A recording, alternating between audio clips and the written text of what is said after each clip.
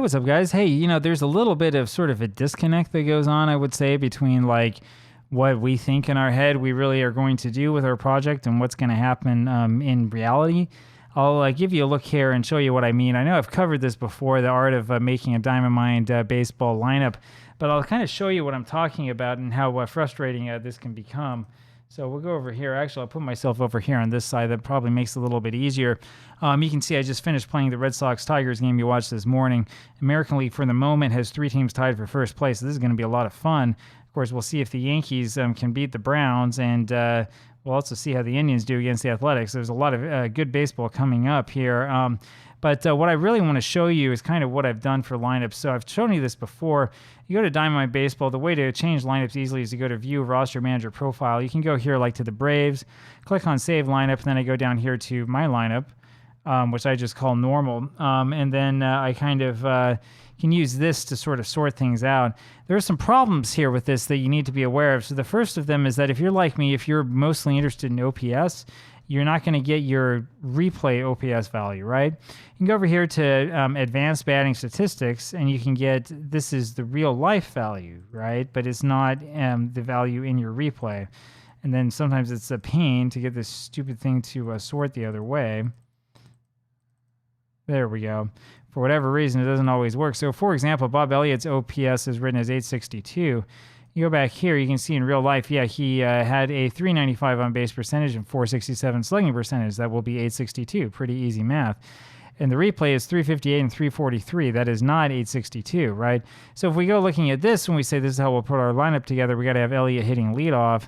How are you going to figure out the other way? How do you figure out what's actually happening in real life? Well, it doesn't give you an option here.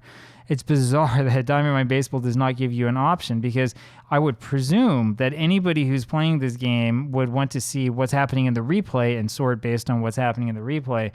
It's kind of a good example of game designers not thinking about how people actually play the game, right? So when we go over here to see all of this stuff, we have to go over to report, and then do the report, click on team batting, DMB team batting. You have to, every time you have to change it, go sort by on base plus slugging, which you have to look a little bit down to find. And then you click on OK. And then you have to remember to change here to windowed mode. I don't know why it defaults to this other mode. And finally, you will see all of this stuff is sorted by in-game OPS. And then if you're like me, you're like, okay, fine, I'm going to use this to go through and to check and see everything. Now, what I had to do this time around, I want to make sure I'm not necessarily overusing too many players too much, though I probably will. So I sorted everything by at-bat, right? This is a problem because there is no plate appearance to sort by anywhere here. Plate appearance is apparently an advanced statistic that we don't care about. And so you have to sort it by at-bats. It's a little bit odd. I sorted by real life at-bats to make sure that we're emulating this. That's the reason why Alvin Dark, for a second at least, was starting.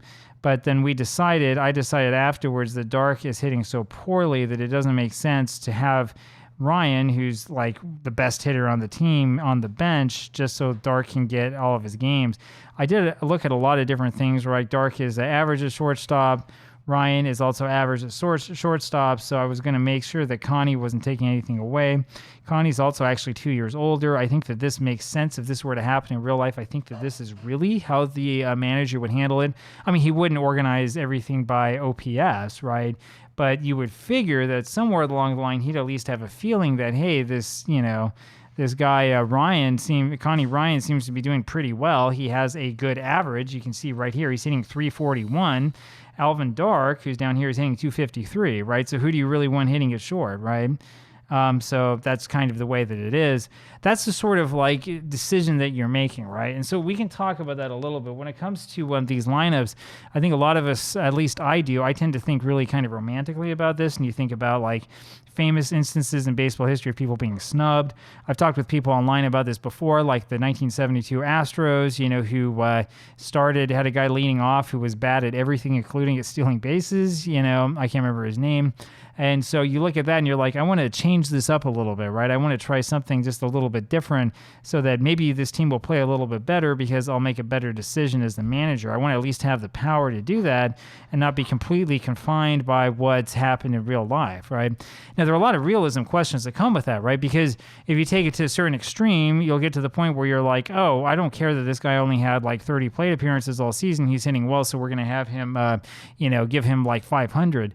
Now, usually if you're using real life transactions and they're done the right way, that won't happen, but sometimes it might, because in baseball history, especially on teams like the Philadelphia Athletics, before Connie Mack passed away, you occasionally would get guys who literally were on the team to sit on the bench, right? And in those cases, when that would happen, I mean, you have to be really, really careful that you don't use them more than like the 3 games that they played in, because their stats are going to be out of whack, you know? The problem with guys like that is, aside from doing a lot of minor league research, coming up with a good, major league equivalent that is appropriate for the era, and then coming up with a new rating for him, which is sort of like what OOTP does, aside from doing that for like every single guy who was like that, you just have to deal with a real small sample size and all the problems that come along with that. So that's one of the problems that you have, right? This kind of like romanticist, idea in your head that, well, I'm going to come along and fix this particular problem that happened on the team. And then unless you're actually doing a single team replay, you realize that there's so many teams and so many players, even in a 16-team league with limited rosters like was on 49, that you can't keep track of it all. You can't do it all in your head. You can take notes if you want, but that's going to be a very, very time-consuming process, right? So that's kind of like the lineup, theory versus reality, I guess is the right way to put it, right? When I was starting this project and starting this replay, of course, I thought, it would be great if things were a little bit more wide open and we could, make any decision that we want and make sure that the replay kind of plays of itself, right? We're not a slave to real life. We have our own world in the replay. That's kind of true, but the truth is that you end up running into technology issues, and you also run into the issues of player usage. And sometimes you do run into situations where there was a guy who's clearly the better player who rode the bench for reasons unclear. And that turns into a real interesting historical research project. So there you go. There's my feeling for the time on lineups. Love to know what you think. I know that some of you just use real life lineups and play it straight. I think that there actually is a good argument that method is not so realistic, right? And that the best thing to do would be to take a very informed look at this. Again, it's really hard to do if you're dealing with a whole bunch of teams, right? To sit down and do the research you need to say, okay, which role was each player playing? How did he really play in real life? How was he really used? And how should we use him in game? That's going to take a lot of work, right? And remember that it's going to be hard for you to see things like, John McNamara taking Bill Buckner out, in late ball games for a defensive replacement, for example, in 1986, right? That's the sort of thing that we naturally think of when we think romantically, I'm going to go save the team that lost because of the manager. But when we're faced with it in real life, if you try to do multiple teams at once, you realize that it's really, really hard and it's really time-consuming to come up with all that stuff. So anyway, a little bit of thought for you. Love to know what you happen to think about that. I'll talk with you later. Bye.